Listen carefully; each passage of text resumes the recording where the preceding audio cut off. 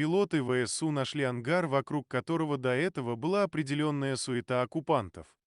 И в нем оказались не новенькие БМП и танки «Армата», которые обещал Путин для российских солдат. И даже не боевые роботы. Ну а какая техника там находилась, смотрите сами.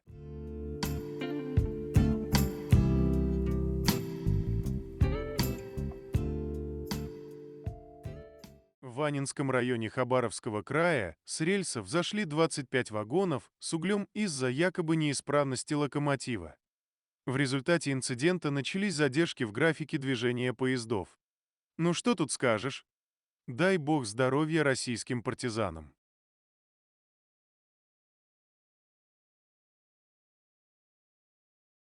Силы обороны Украины продолжают чистить нашу прекрасную землю от российской Z-мерзости. РЛС Каста Е2Е обнаружена, поражена, утилизирована. Это работа 422-го Люфтваффе. Далее. Пусковая установка ЗРКАС-300 обнаружена, поражена, существенно повреждена. Надолго выведена из строя. Это также работа 422-го Люфтваффе. Смотрите до конца.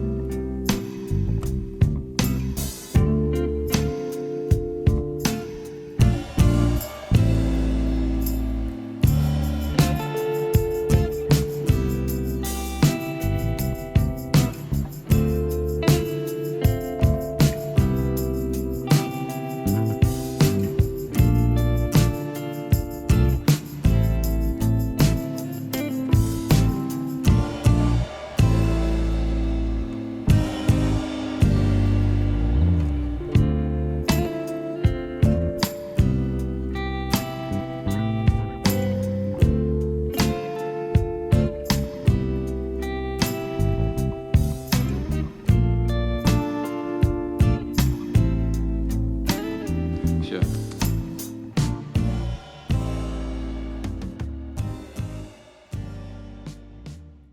Дроны противника, как мухи просто летают над головой. Все это известно. Неизвестные, но очень сильно патриотически настроенные ударные дроны снова сегодня посетили страну лаптей и балалаек. Заявлено, что это Волгоград. Местный НПЗ собою сбил беспилотник. Угроза ликвидирована. И в честь этого был дан праздничный фейерверк. Но это не одни хорошие новости с болот на сегодня. Путин запретил Телеграм. Реакция разжигателей войны, а их еще называют Z-военкорами, была просто вся засыпана слюной, соплями и возмущениями. Россияне глубоко шокированы началом блокировки Телеграма на России. Говорят, это уже отразилось на связи и управлении войсками. Емели неистово бунтуют, не вставая с бутылок. Но и это они сглотнут. По их мнению, это злой Запад во всем виноват, а не плешивый царь. Этой ночью украинские дальнобойные дроны FP-5 «Фламинго» устроили настоящее огненное шоу в Волгоградской области. Вблизи поселка Котлубань успешно атакован крупный арсенал ГРАУ Минобороны РФ. Этот объект — критический узел хранения ракет и боеприпасов.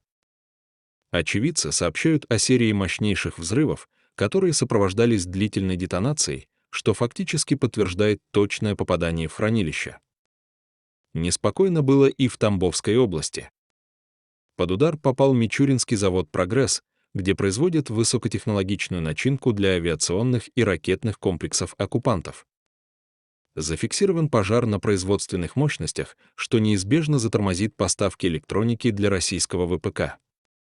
Работа продолжается и на оккупированных территориях. В Запорожской области, в частности в районах населенных пунктов Терпение и Розовка, демилитаризованы полевые склады ПК врага. Оккупанты остались без оперативных запасов на этом участке фронта. Также появились подробности вчерашнего налета на Волгоградский НПЗ.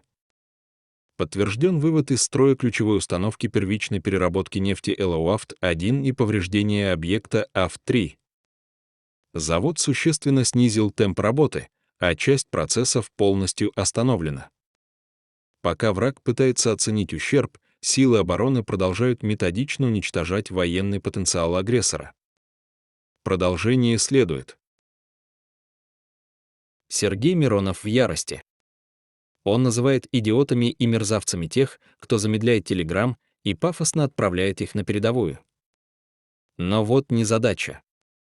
В современной России даже цвет бордюров не меняют без кивка из Кремля. Кто делает замедление телеграмм? Идите на передовую, на СВО. Ребята, которые кровь проливают, у них связь единственная с родными и близкими. Вы что делаете, идиоты? Я называю вещи своими именами. Идиоты! Вы что делаете? Кто как обзывается, тот так и называется. Я еще раз хочу сказать. Те, кто это делает, мерзавцы. Мерзавцы. Люди гибнут там. Гибнут за Россию, за русский мир. А вы что делаете? Одумайтесь.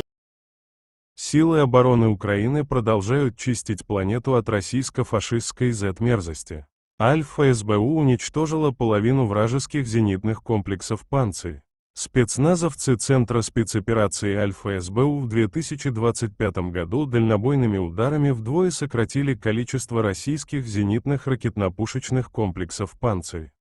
Несмотря на то, что кремлевский нацист обещал, что на Россию даже муха не пролетит и при этом стучал грозно кулаком по столу, зенитные комплексы лаптиногих Емелей не смогли даже самих себя защитить от атаки с воздуха. Но Путин сказал, что ничего страшного. Он в курсе. Дроны противника, как мухи просто летают над головой. Все это известно.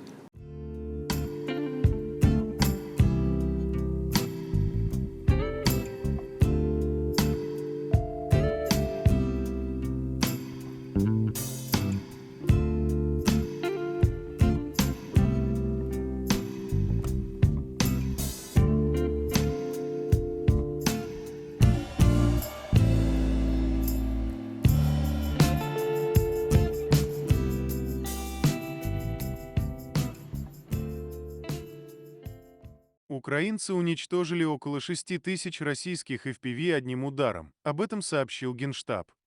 Яркий салют в честь ВСУ произошел в районе Ростова-на-Дону.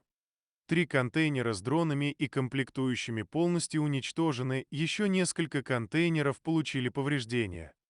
Также военные поразили пункт управления подразделения воздушно-десантных войск противника в Судже. В ВСУ опровергли заявления российских военных пабликов о контрнаступлении украинской армии на запорожском направлении. По словам спикера сил обороны Юга Владислава Волошина, украинские военные проводят разведывательно-розыскные операции и зачистки, которые с военной точки зрения не являются контрнаступлением. Российскому пропагандисту и нацисту Дмитрию Стешину почему-то не нравится, что Украина отвечает на удары по энергетической инфраструктуре. Поэтому теперь он предлагает бомбить Польшу и Румынию. Чтобы Запад боялся. А если не будет бояться, то надо, чтобы Путин снова пригрозил орешником и сильно ударил кулаком по столу при этом. Только вот давно уже протухли орешки у старого плешивого кремлевского деда. Не очень приятно, что боевые действия выглядят как паритетные удары, да? Мы подморозили Киев и несколько городов, они нам совершенно спокойно заморозили Белгород. Вот, что-то не то в этом есть. Что конкретно? Расшифровывай, давай не будем стесняться. Но противник совершенно успешно бьет по нашим тылам, к сожалению. Давайте вот честно мы признаем. Вот. Белгород — пример, да? Вот, что мы не обладаем как бы каким-то подавляющим превосходством в ракетном вооружении, в беспилотниках дальнего действия. У нас паритет с врагом. Мы должны лететь туда, в те места, через которые на Украину завозятся материальные военные технические средства для продолжения войны против нас. Да? И вполне возможно, что в свете происходящих событий тот же польский Жешув — совершенно законная цель, как и румынские порты.